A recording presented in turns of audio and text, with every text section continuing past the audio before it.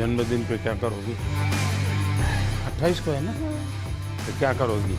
बस मजे करूँगी। बस। सर आपने जब इतना मुझे एनकरेज किया ये वाह।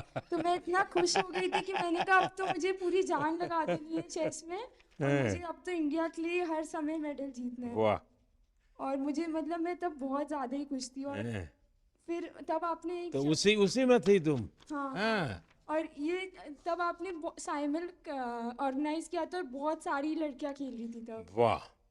तो उस समय तुम्हें वहां कैसे ले आए थे? तब मैं एशियन अंडर 9 जीती थी तो किसी ने मेरी मम्मी से कहा कि एक बहुत बड़ा इवेंट हो रहा है गुजरात में गांधीनगर में तो मुझे तब बुलाया था।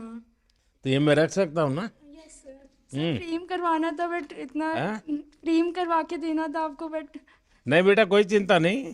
हाँ, ये मेरे लिए बहुत अच्छी मेमोरी है। तो ये शॉल रखा है कि नहीं रखा है? यस सर रखा है है? हाँ क्या अच्छे से।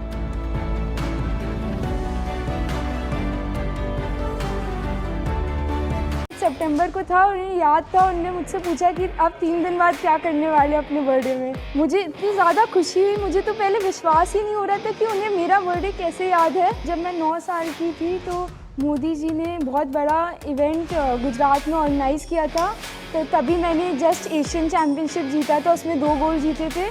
तो मुझे उनने वहाँ पे बुलाया था और वहाँ पे सम्मानित किया था और मुझे इतनी ज़्यादा प्रेरणा मिली थी तब जब मुझे उनने सम्मानित किया कि मैंने सोच लिया था कि अब तो और जीतना ही जीतना है, इंडिया के लिए खेलना है और इंडिया के लिए हमेशा ही गोल्ड जीतते रहना है।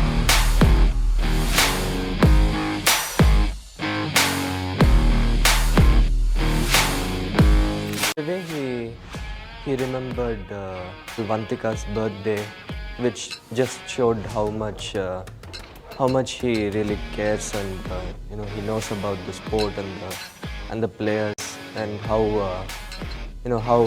much this means to him. It really is very nice for us to know.